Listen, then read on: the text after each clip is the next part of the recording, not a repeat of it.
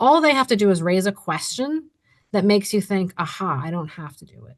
But what public health authorities do is a far harder job. They have to say, no, really, this is in your best interest. And here, let me tell you about all the things. Plus, they have to respond to all of the lies that are being spread that are impossible to track because they're just spontaneously made up by people who don't have to show receipts, that don't have to show evidence for their statements.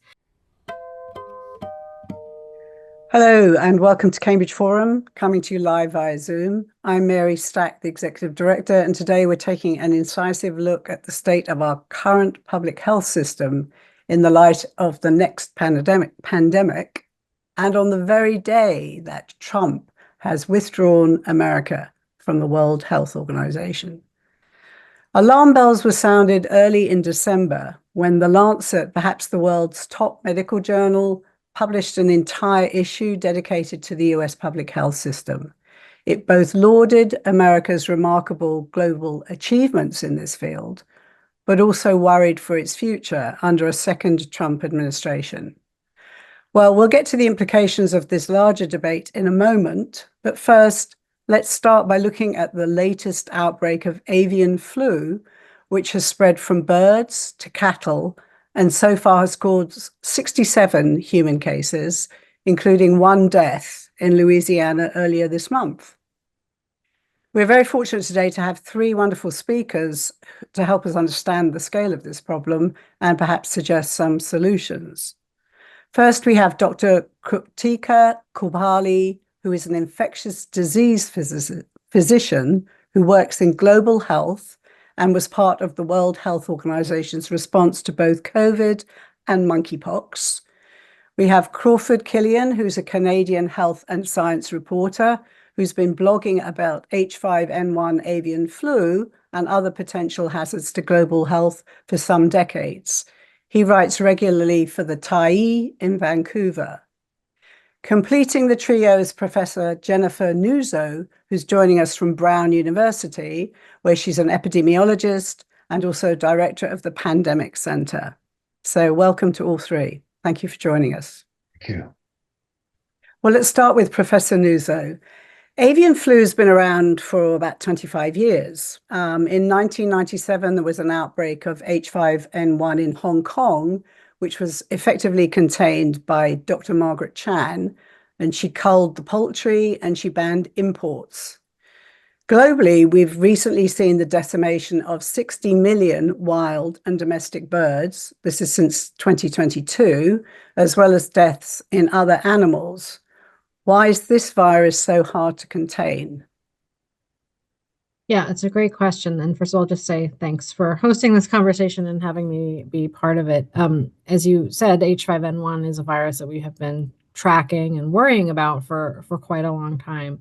The statistic that you cited, the numbers of wild animals that have been affected by this virus really speak to how it is so difficult to control. It is widespread in animal populations. Historically had been bird populations, but in recent years, we have really seen the virus expand in terms of the numbers of species it's been able to infect. Most concerningly, a new development has been mammals. And I'll say a bit about why that's concerning. So that ubiquity in animal populations makes it quite hard to contain in the sense of preventing the circulation of it. That said, the virus has caused outbreaks in humans over the years, but we have generally, up until late, been good at trying to contain outbreaks in humans. So these are people who have been exposed to animals who have gotten infected. There were lots of these cases in the kind of early aughts, and very aggressive action to conduct surveillance and to eliminate the exposure that humans were having, and to really sort of study the human cases really helped to kind of bring those human outbreaks under control. That said, in the last 2 years, there's been really increased H5N1 activity in animals. We have seen an expansion not only in terms of the animal species, but also the geography. So seeing this virus turn up in parts of the planet that we hadn't seen it before. And as of late, we are seeing now outbreaks occurring in humans. These are still humans who are being directly exposed to the virus from sick animals for the most part. The United States is really reporting the most amount of these cases as of late. And what we're seeing now, the response to this virus really is markedly different than what we saw in the late 90s and the early aughts. Much less aggressive action taken to try to stop humans from being exposed to the virus, to try to put protections in place. And, I really fear that this is allowing the virus to gain a foothold in a way that it would have never gotten before.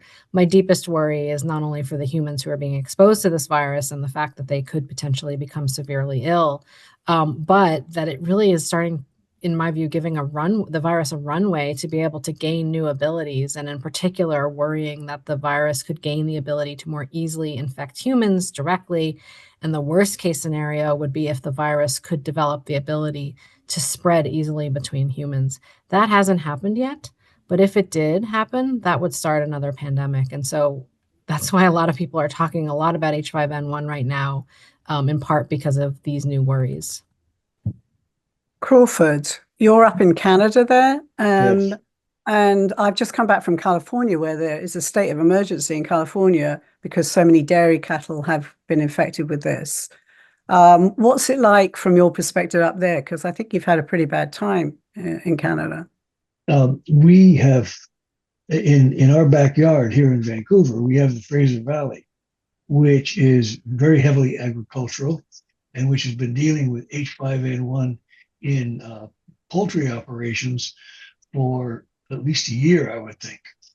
Uh, it hasn't been talked about very much in the media or by the government, but it is going on and it continues. We have not had a spread, as far as I know, to dairy cattle.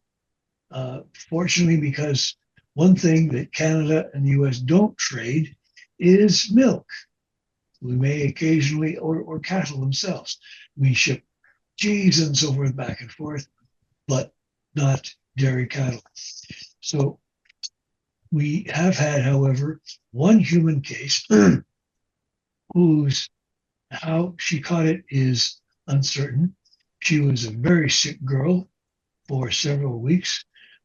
She's still essentially under medical care, but no longer hospitalized. And we are very worried that we're going to get more cases.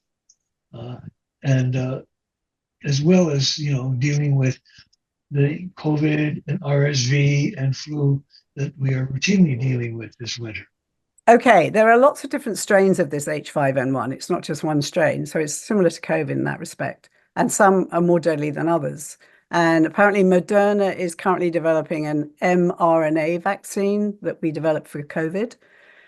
Biden got 590 million he gave to Moderna before he left office. So how quickly do you think it's possible, you can both answer this, for this vaccine to come into the marketplace? And does the current flu vaccine offer us any protection at all?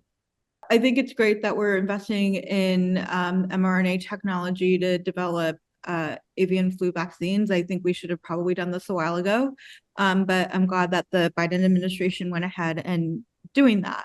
I think as we saw with COVID, you can develop these vaccines quite quickly, particularly when you do the different phases of the trial simultaneously, right? So I do think this is something that probably could be developed quite quickly. How long, I don't know. And then, again, then it's also the scaling up and all the other aspects that go into developing vaccines. So I definitely think that's good, especially because the stockpile of vaccines we have in the country is not enough to treat people if a pandemic were to occur. I think that the other part of it, because I'm thinking with my global health mind, is, we can't just develop a vaccine that's going to be used in this country. We need to make sure it's going to be available to people in all countries that potentially could be affected by a pandemic. And then in terms of the regular influenza vaccine, I honestly don't know the answer to that. I think that, the strains of the vaccine, the strains of the virus that are used for the vaccine, I don't know how much protection it provides for H5N1. I'm not sure if anyone else knows the answer to that. So maybe I'll just add, so mRNA vaccine technology is just one approach, but there have been efforts ongoing since at least 2007 to develop and stockpile H5N1 vaccines using more traditional vaccine, egg-based vaccine technology. And that's more akin to your regular seasonal flu vaccine. Because this would be a new virus that your immune system hasn't seen, it might require an additional component to the vaccine that isn't a seasonal vaccine. It's an adjuvant, which is meant to kind of stimulate your immune system to kind of turn it on. So just to say, we are not starting with nothing today. There are, in fact, vaccines in some level of readiness for use. There will still be additional regulatory steps necessary before they can be used, but there are vaccines that exist today. And based on this, because I'm so worried about people who are today being exposed to the virus, I've been arguing for months that we should be using those vaccines, offering them, go through the regulatory process necessary, but offering them to the people who are being regularly exposed, and that's farm workers. That said, when we're talking about those vaccines, what we don't know is whether those will work for the pandemic version of this virus. So I said that this virus is not yet capable of spreading easily between people. To gain that ability, it's going to have to change. And how it needs to change is still not quite known. It is mutating each time it copies itself. It has the ability to mutate each time it copies itself. But when you talk to virologists and you ask them, what is the most likely path for H5N1 to take to become a pandemic, meaning that it gains the ability to spread more easily between people like human influenza viruses do, what they usually say is that it will most likely have to reassort. That means swap genes with another influenza virus, a human influenza virus. So that could mean that the pandemic version of this virus is different than the vaccines that we have. And how much the vaccines we have will protect against that is unknown. It's probably unlikely that the seasonal influenza vaccines that exist today offer much, if any, protection. There is like some small thought that there's the N1 piece of the avian flu that is also in the H1N1 component of the seasonal vaccine, but we don't know because they haven't been studied in that way to say, but my guess is that they don't offer much protection. But so because we don't know what the pandemic version of this vaccine, when I say we should be offering vaccines to farm workers, I mean against the virus that is an occupational hazard on US dairy farms today. I do not mean for a pandemic. The virus will have to change for a pandemic, and what that virus is unknown. And so when we talk about having vaccines for a pandemic, that's a totally different conversation.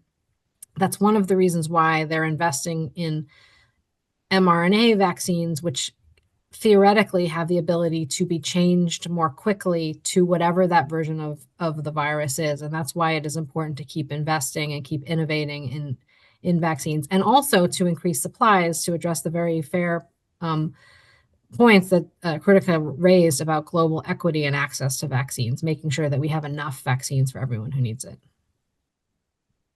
So let's rewind for a minute. So going back to California. So I read up about this, and part of the problem is they have very high temperatures.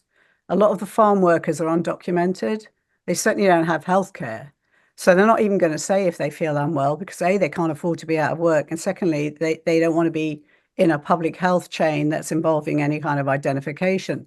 So it seems to me if you contained it in the farm, vaccinated the farm workers right there on the spot, this would be a big step forward in stopping it morphing into zoonotic when it goes into if it goes from an animal to a human, right? Like BSE did, it mutated.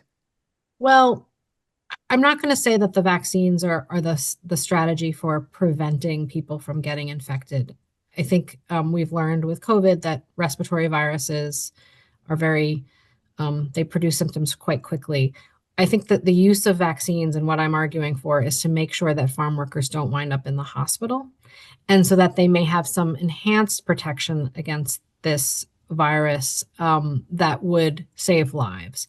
It may also decrease their likelihood of becoming infected, but we don't, I think, that's not the primary strategy. The primary strategy is to make sure that people don't get severely ill. So far, the farm workers have by and large not experienced severe illness, but people do experience severe illness from this virus. And so just because it hasn't happened doesn't mean it won't. We don't really understand why there have been some mild cases. We know in the total history of this virus, it has not been a mild virus. It's been a very serious, quite deadly virus. And so knowing that severe illness and deaths are possible, and knowing how hard it is to protect farm workers given all those social, political, and occupational challenges, like it's really hot and it's very hard to wear masks when it's very hot and then there's no air conditioning. This is why I think offering vaccines is important. Finland is doing it for its farm workers, and I think the United States, with the level of infections we're seeing, is very much in a situation that we should be doing it. We're getting a lot of questions here. Go ahead, Crawford. A lot of questions coming in. One thing we should be aware of is that testing in American dairy operations has been very hit or miss. And many dairy operators simply don't want to be tested because they're evidently afraid of some kind of stigma that if they tested my cows, then no one's going to buy my milk. And they may be right, because people aren't thinking particularly rationally at this stage. Go ahead. Well, I think the other thing that is also important is, the reason that we've detected so many cases in California is California has actually had a very progressive testing strategy. They've been very aggressive about it. So other states have not been as aggressive about it. And so again, it's a lot of, we don't know what we're not seeing. And so this is likely much more widespread than we actually know right now. I agree. And one of the things I wanted to raise, somebody's asked about the ramifications of WHO. Does this have any kind of, just withdrawing from WHO, have ramifications in this area? Which is one question I want you to answer. But also, is there a lack of communication or poor communication between the USDA and the CDC in terms of this kind of dialogue? So do you want to take that critique? Well, I mean, I can talk about, the implications this could have for withdrawing from WHO. So, one of the things that WHO does, one of the reasons they're there is to help coordinate a global response, right? They manage international health emergencies, they set the standards for guidances, and they play a critical role in capacity building and support. Now, if the US withdraws from WHO, they're not going to be sharing the data, right? And that is really important, especially at the beginning of any sort of outbreak. But if WHO can't get the data that it needs about what's going on, then how do we know how to alert the rest of the world as to what's going on? So it is a really significant problem that the US is planning on withdrawing from WHO. That being said, there are lots of us who work here in the United States that will continue to work with WHO, right? In academics and personal capacities, different organizations. And that will be one way to help support the work that needs to be done and the information sharing that will need to continue to happen. Someone's asked a question here. What's the role of wellness influencers in spreading misinformation on health, especially about vaccinations and raw milk? Well, I think, go ahead. No, go ahead, Krutika. Yeah. I mean, I was going to say, I definitely think that there is a lot of misinformation out there. And I think particularly when we think about how people get their news nowadays, right? They get a lot of it from social media. And what happens is that you end up developing your own little bubble on social media that kind of promotes the information that you're interested in. And there is a lot of misinformation and disinformation out there. I know when I was in California, they have all these different raw milk groups, and you go and look at their web pages and they have information that is not necessarily correct, talking about how it's healthier for you and all these things, right? So people don't, if that's what they're going to and they're not educating themselves with scientific information, then they're putting themselves at risk. And I think there's a lot of people who are trying to promote misinformation and disinformation, particularly on social media. Jennifer, what were you going to say? Yeah, I mean, I think just to add to it, I mean, I think it works in two ways. One is, we give people the sense that raw milk has these health benefits that it just simply doesn't have. And then, uh, which, I will say, is this the thing that I worry the most about? No, not, the consumption of raw milk is not the top of my worry. I don't think it's a good idea, and I wouldn't recommend it. But I'm like worried about the people who are working with these animals. That's the top of my worry right now. Um, but the other thing is that, it sows distrust in the traditional health authorities that have Mhm. other messages to deliver. It's, we're not using vaccines right now, but I think we have seen over time just a general Trust. unhelpful questioning of vaccines, you know, supported by the nominee for HHS Secretary, U.S. Department of Health and Human Services. I mean, I don't think people who haven't been following vaccine issues know what a personality the RFK Jr. has been for vaccine. I don't even call him a vaccine activist. I mean, he and a number of other social media personalities have really amassed very profitable businesses by just simply spreading lies about vaccines, regardless of any level of fact. I mean, it's just a wanton disregard of fact, because they know that on social media, when you say outrageous things, that earns you more clicks and likes. And the more clicks and likes you get, the more money you make from your social media channels. The easier it is to sell alternative products. Don't trust them. They don't have your best interest in heart. They're only in it for profit. Instead, trust me. I am motivated by this, passion. And by the way, I'm also selling these alternative products. And Dr. Oz These too. Absolutely. And so, this is really, really huge. And so this is really what I worry about, is that all people have to do on social media is just raise a question. Raise a question that's enough to make you pause before going out and doing something that's not really pleasant, like going out and getting a vaccine. Like, who really loves to do that? It requires effort, it requires energy. You got to make an appointment, or you got to get in your car and go somewhere. And then at the end of the day, you're getting a shot, and you may not feel great after it because your immune system is kicking into action. All they have to do is raise a question that makes you think, aha, I don't have to do it. But what public health authorities do is a far harder job. They have to say, no, really, this is in your best interest. And here, let me tell you about all the things. Plus, they have to respond to all of the lies that are being spread that are impossible to track because they're just spontaneously made up by people who don't have to show receipts, that don't have to show evidence for their statements, that can piece together, take things out of context and just simply make up graphs that look like they came from public health agencies or published papers when in fact they're just completely taken out of context. So anyway, that is a deeply worrying situation to me, for sure. Katrika, can we go to you on this? Because you're on the front line of dealing with all this.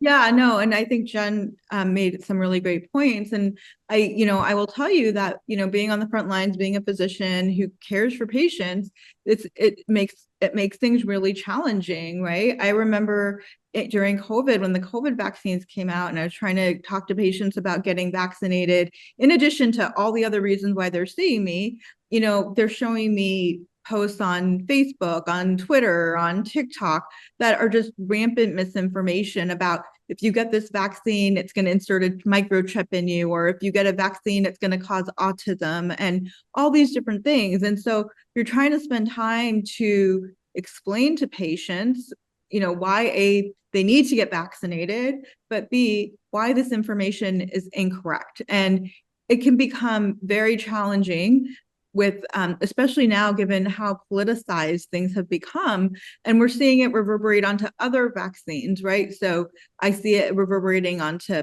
MMR, pertussis, influenza, all these other vaccines. And so, we're at risk of having recurrence of a lot of these diseases that we haven't seen in a long time. And, in addition to vaccines, the same thing has happened with therapeutics. I remember during COVID having patients, families argue with me because I wouldn't give them ivermectin or I wouldn't give them hydroxychloroquine. And, when you're busy and taking care of Lord knows how many patients, every one of these interactions takes up time and becomes increasingly more difficult because you're spending more time doing it. So we need to figure out a way to try and combat the misinformation and disinformation that is out there so we can protect our public. In a way, where public health is kind of a victim of its own success. I'm old enough to have had polio when I was a little boy, wow. And I can well remember after that, not only the relief of my parents and family that I was okay, but the constant public demand for a vaccine. And when the vaccines did come along in the mid 1950s, people stampeded to get it. I got the vaccine. And it's to make sure because I had a classmate in high school who had it twice. So, but what we've now seen, and perhaps the wellness industry is part of this, is that we don't see it as health as a public issue anymore. It's all personal improvement, personal protection, but you're not thinking of yourself as a threat to others, or even maybe a little bit others as a threat to you, but not anything that you should be taking collective action to protect against. So it becomes a matter of just as the wellness industry gives you all these tips to make you just the best you can be, and who cares about the rest of the world, we have this anxiety about you do you, make up your mind. And at that point, you don't have public health anymore. You just have a scramble. You raise two really good points there. One, particularly about the lack of exposure in terms of visual exposure, yes, to people with these diseases. Kritika talked about this with monkeypox and Ebola, the things she's treated in Africa. And she said if people saw that, they wouldn't want to have that disease. But there was this kind of, if you weren't associated with anyone who had extreme problems on a ventilator with COVID, you weren't necessarily even aware of how bad it could be, right? So I agree with that, definitely. I think the thing with COVID, though, is even when you have a patient on a ventilator, or you have, 15 or 20 patients on a ventilator, it's still, you don't have those necessary physical manifestations, which I do think make it a little bit harder for people to understand how bad it can be. Now, you show somebody a chest x-ray and they see the lungs completely white out, they might get it a little bit more. But I definitely agree that, when you think about diseases like Ebola or Marburg or Mpox, right, because of those visual symptoms you have of the skin lesions or someone throwing up or bleeding from their gums and their eyes, that's a lot scarier to some people than a respiratory illness. And so that makes it harder to convince them that maybe they should get vaccinated. And I wanted to add on to something that Crawford said that really brought up a story for me is, he's talking about when vaccines were first available, everyone used to flock to get them. And I was thinking back to when I was in West Africa during the 2014 Ebola outbreak, and I was working at one of the hospitals that had been completely destroyed by Ebola, and we had our Ebola treatment center there. It was the only place you could get vaccines. And we had women bring their children from, hours away to get them vaccinated, because that's how valuable they see getting vaccinated is. And I think that's really important to also remember that part of this, questioning of vaccines is also somewhat of a cultural thing as well. That's a good point. You said after the last pandemic, Kritika, that there's a shortage now of infectious disease doctors. They're either exhausted or they're insulted, and a lot of them have just left. They just didn't want to deal with it. I was also shocked when you said earlier that if you wear a mask and you're treating a patient, that you have to decide whether you should wear a mask, which goes back to what Crawford just said about public health.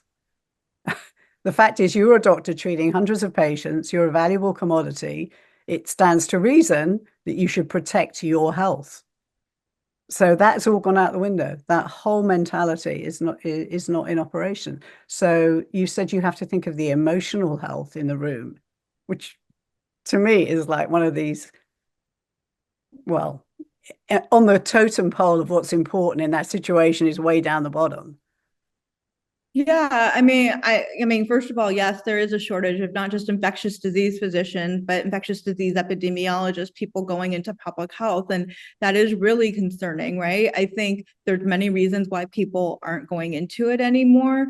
And, if I look ahead to 10, 15, 20 years from now, it's a concerning thought, especially as we have a world that's more interconnected. We're seeing more outbreaks, and what we're going to do to try and help contain and control those. I think particularly in healthcare, it's not just ID physicians who got tired and exhausted during COVID.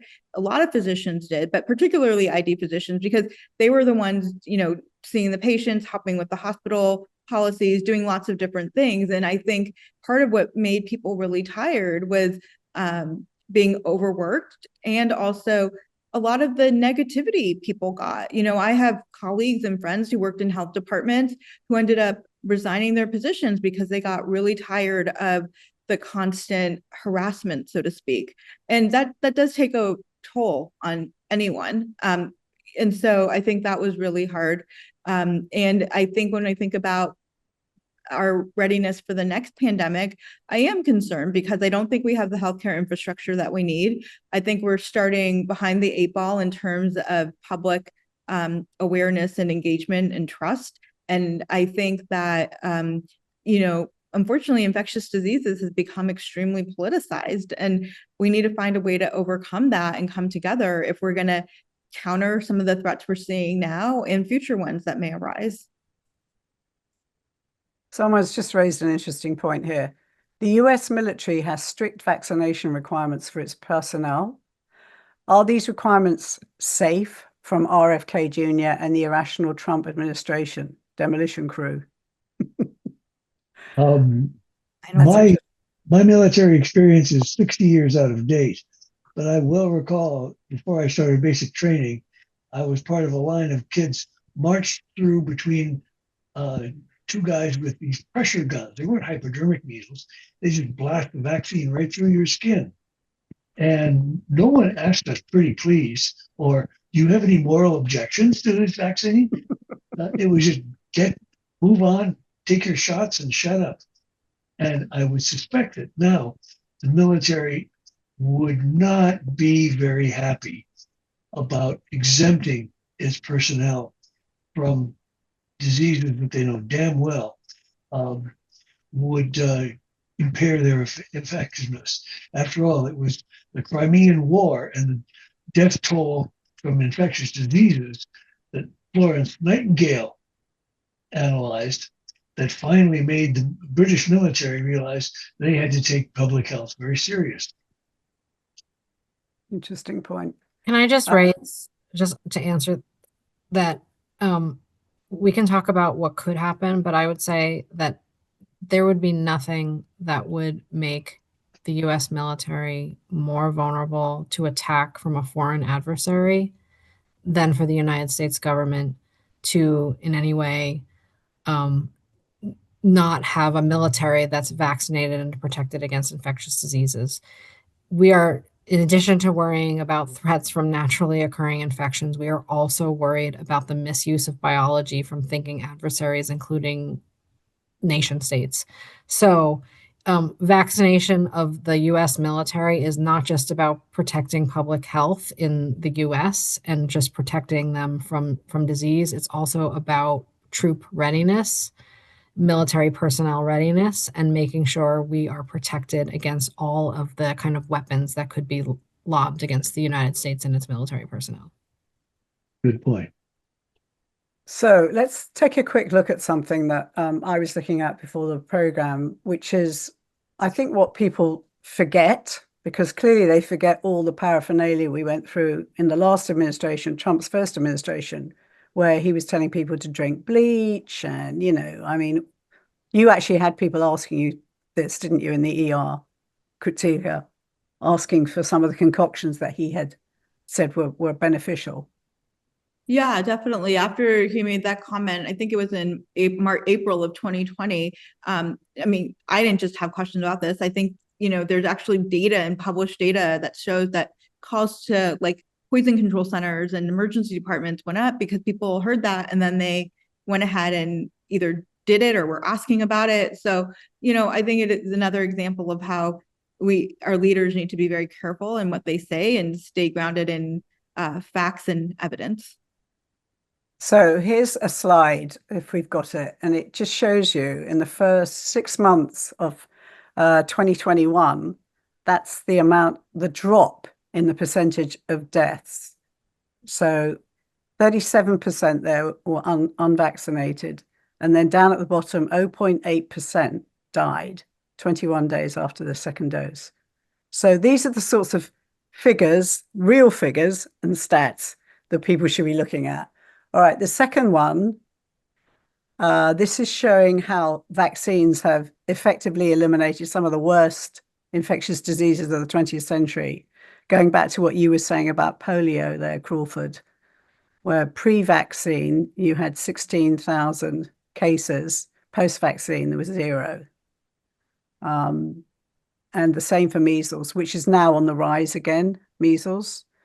The third is a very disturbing graph that was in the New York Times last week, showing you the share of US kindergartners vaccinations dropping off for measles, polio, and whooping cough. Serious business, this. So WHO estimates that vaccines have protected 150 million lives over the past 50 years globally. 100 million of those were infants. More than 50 million deaths can be prevented through immunization between 2021 and 2030, so 9 years. By 2030, estimated measles vaccinations alone will save 9 million lives, 9 million lives. So I have a question for each of you. Within your professions, different they are, how do we best combat the growing problem of vaccine resistance? How do we take this on? Well, I can take a stab at some of the word choices that we use. One of the things that drove me mad since the outset of COVID was that they kept referring to public health measures as restrictions when they should have been saying protections. And all these rugged individualists in Trump country just would not stand for being restricted. They would not be fenced in. They were going to do what they darn well felt like. Thank you very much. And if it had been phrased as protections, here's how you take care of your family. Here's how you protect your kids. We might have had more success, despite the misinformation that came out at the same time. Good point. Tika, what would you say? Well, I think part of it is engaging in a dialogue, right? So it's really important to talk to people to understand what their concerns are and try to meet them where they are. I will tell you that, with some people with COVID vaccines, they didn't initially want to get them. And every time I would see them, you talk to them a little bit more, you talk to them a little bit more. And you don't convince everybody, but eventually you are able to convince people on the importance of getting vaccinated. So I think that's, one thing. I do think like those of us in healthcare need to spend more time talking to our patients about these things, but it's challenging because we're seeing a patient, we have 15 or 20 minutes and we're trying to address 5 problems, right? So that can be challenging. I think really making sure that we also do a good job explaining what it is we know, but also what it is we don't know. I think that is also one of the mistakes that we made during COVID, or at least that people perceive that, and when things changed and we didn't do the best job of explaining what we didn't know, that's a little bit why people got upset. So I think there are lots of different ways to address this, and it can't be just one approach. It's a multi-pronged approach. Jennifer, from an epidemiological approach. Maybe just to add, this is pure, kind of anecdotes based on having talked to, during the pandemic. I mean, I really got to talk to like hundreds of people from, all sorts of types of people about COVID and COVID vaccines in a variety of different settings. And one of the things I started noticing in talking to people who were not yet convinced of the benefits of vaccines was a common observation that they very often, there was a while there where I would do the thing that public health often does, would be like, they'd say something like, oh, I just don't know who to trust. And I just have all these questions and I'm just not sure. And I would say, well, have you talked to your, physician? Have you talked to your healthcare provider?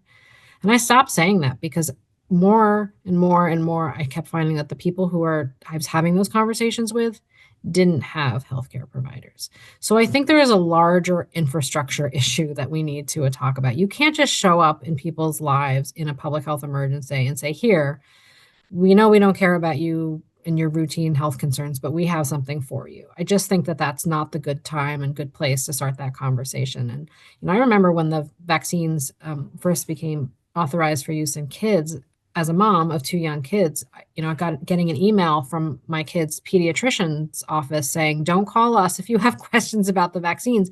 We don't have the ability to handle your calls or answer your questions. So there's a reason why people are turning to the internet. There's a reason why people are questioning the motives of, the people who are giving them health advice, the healthcare providers, et cetera. And we really need to kind of build that infrastructure. I will say where I live in Rhode Island, there's a primary healthcare crisis. It is really hard to get a healthcare provider, to get seen by a healthcare provider. And so it should be no surprise that that's going to have challenges in an emergency when there's suddenly a whole lot of demand for healthcare and not a lot to go around. So I think there is a broader infrastructure we need to develop. It may mean, enlisting more help. It may mean having community health workers like we do in global health settings. It may mean a lot of different solutions, but I just don't think we can expect people to just trust and want what we're offering when we don't benefit them in their day-to-day lives. You raise a really good point, actually, because my daughter works in public health in California, and she works serving underserved populations. So what they do is they take the information and the vaccinations to the people.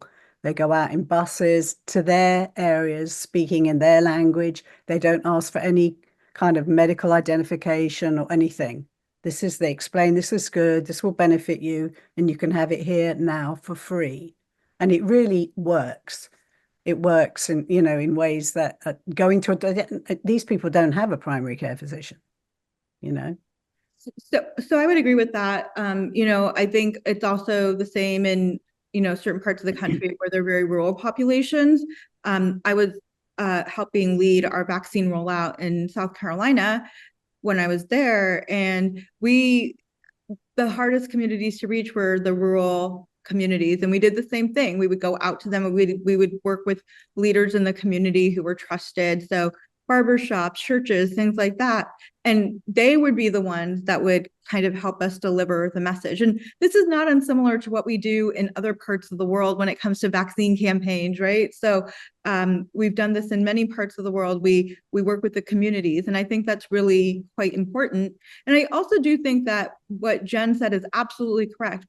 There's a healthcare infrastructure problem, right, in this country. And that is there for lots of different reasons, but it is really hard to get an appointment with a primary care doctor. And so if people can't get appointments with a physician, where are they going to turn to get information? And that's what we're seeing happen now. People are going to social media to get their information. We have a very similar problem in Canada, a severe shortage of GPs and primary care people. And as a result, a lot of people try walk-in clinics or they just go to Dr. Google. And one result of that was that, for instance, when the pandemic was at its height, Canada ordered all truck drivers going across the US border and back to be vaccinated. And something like 8% refused to be vaccinated. I suspect that 8% included a lot of people who didn't have a GP to talk some sense into. And the result of that was that we ended up with a truckers convoy moving into Ottawa and paralyzing the capital of Canada for a couple of weeks, in the dead of winter. And endless horn honking and so forth. And that was, I think, essentially from the lack of infrastructure. Not everyone, we all have health insurance. That's great. But in many cases, we can't really take advantage of it because we don't have a GP to get us into the system. Okay, we've got about 12 minutes left. So we've got quite a few questions still coming in here. By the way, someone has shared, an audience member, thank you, that Trump has reinstated military discharged for refusing the COVID vaccine. Mm-hmm. And they've put the link there. It's in Military Times. Okay, while we're on this topic, we did say today that Trump expressed his intention to withdraw America from the World Health Organization. If JFK Jr., who's neither a scientist nor a physician, is appointed to run the Department of Health and Human Services, he says, Kennedy, he will pause NIH drug development and infectious disease research, and he's promised to purge the FDA departments. What purging of what? I don't know. Do you think this is going to turn our schools into major disease vectors and hasten the spread of new epidemics? Yes. The word yes. It will also be, I think, an opportunity for non-American pharmacy companies to get to work and make a fortune because the rest of the world is not going to fall for this. Well, I think, the thing that's important to remember is maybe RFK and Trump, want to take a quote unquote break from infectious diseases, but that's not the reality of the world we live in, right? I mean, ID outbreaks are going to continue to happen. We have interconnected cities. The world is interconnected. You can go from one part of the world to the other in 24 hours now, and we're not building a wall around the United States. You're not going to do that. So as outbreaks happen, there's a Marburg outbreak right now in Tanzania. I mean, we do need to continue to work to develop therapeutics and vaccines and understand more about these diseases. And so by having these kinds of narratives become very dangerous.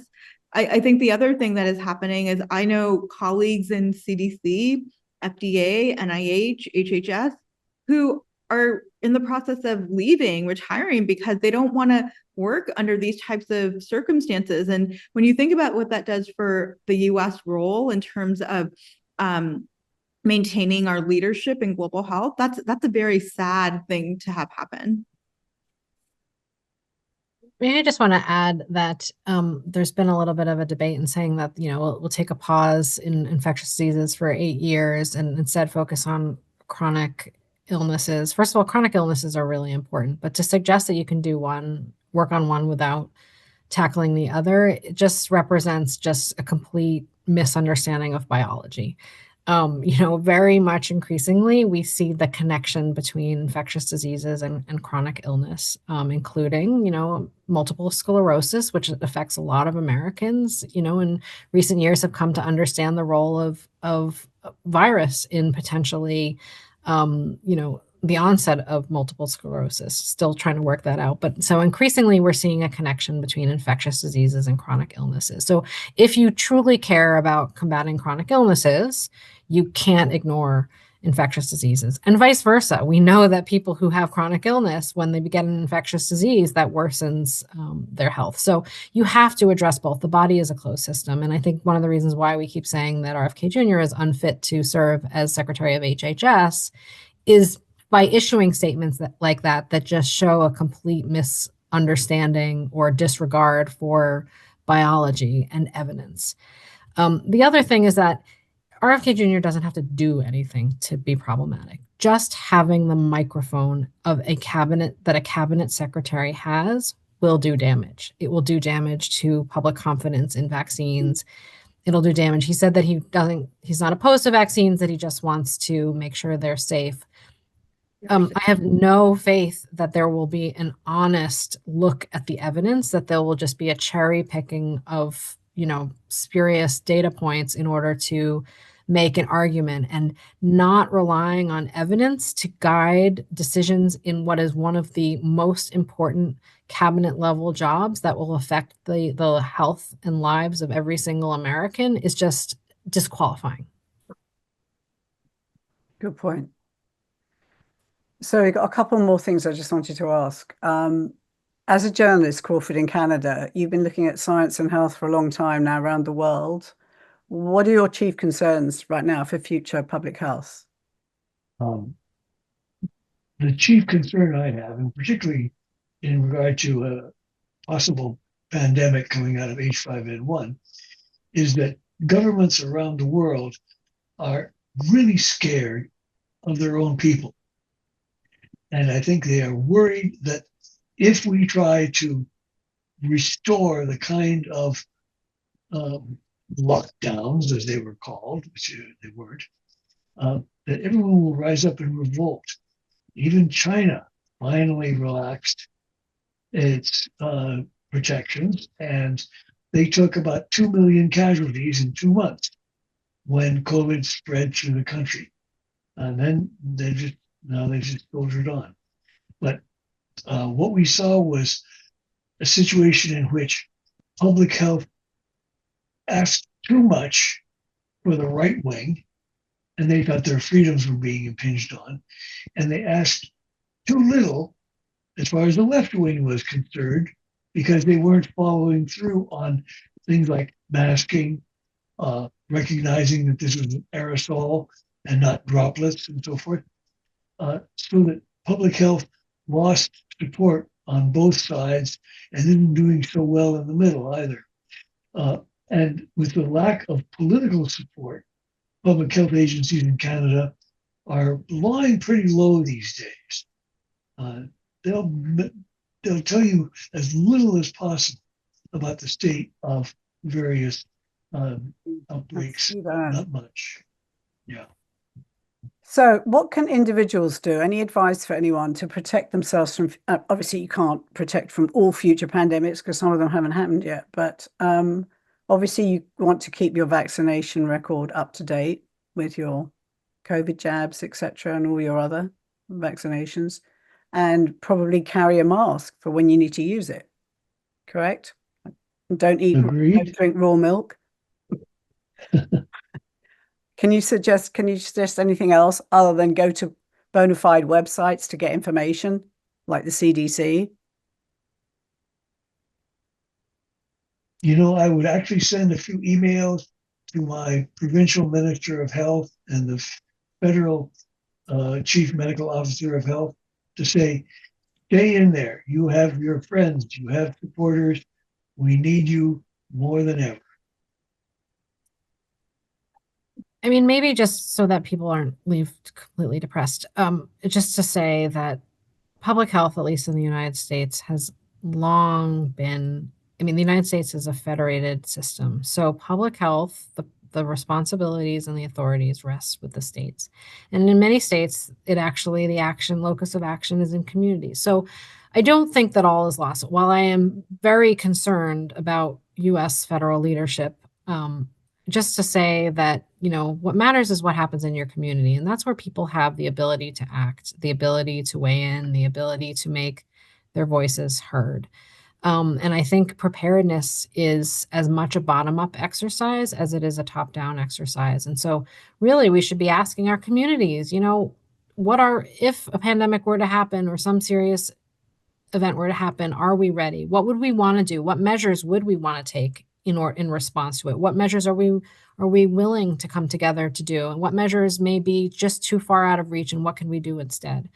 One of the things that we learned in looking at approaches that US states took in response to COVID-19 is that when you get below the headlines, it's not true that in communities it was you either shut everything down or you did absolutely nothing. In fact, many communities pursued a myriad approaches.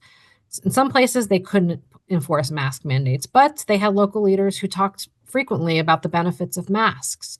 And so I don't think that these kind of either or narratives fully capture the experiences. And it also means that there are just more options for us going forward. So,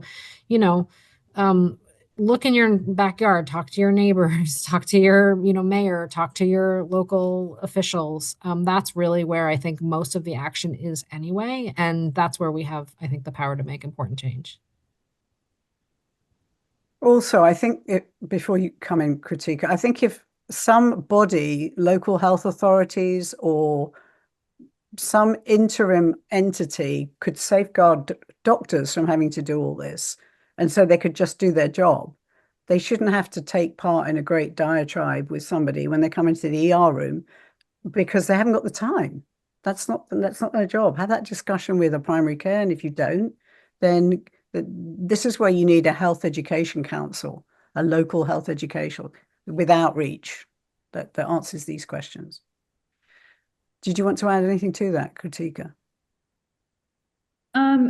I think, both Crawford and Jennifer made good points. I do go back to saying and emphasizing what Jen said is that it really is at the community level, right? People care about what's happening to them. And so this is where it really is important to engage at the community level, try to understand what people's concerns are. They're going to be different in different places, and try to meet them where they are as much as possible. And I think maintaining open, honest dialogues as much as possible is also really important in how we work together going forward, because there are going to be other outbreaks, and we need to think about how we can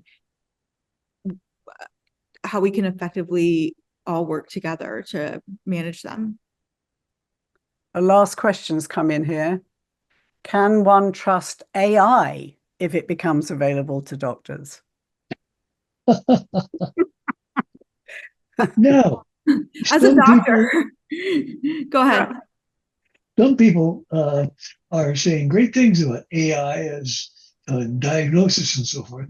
But I confess, when I first tried out ChatGPT and it reeled out its answer, I thought, this was written by an English major who knows how to deal with bullshit. So I could have written it myself. And I am a cautious user of some AI searches, but I am nowhere near ready for an AI to be my GP. I think AI is a great tool to use to help supplement what you already know as a physician, right? I think that there's lots of different ways it's being used and tested right now in healthcare. And I think, going back to the time issue, I've heard of studies that are being done where they use AI to transcribe the patient-physician encounter into the note. So as a physician, we're not spending hours and hours charting, right? So then it leaves us time to do other things.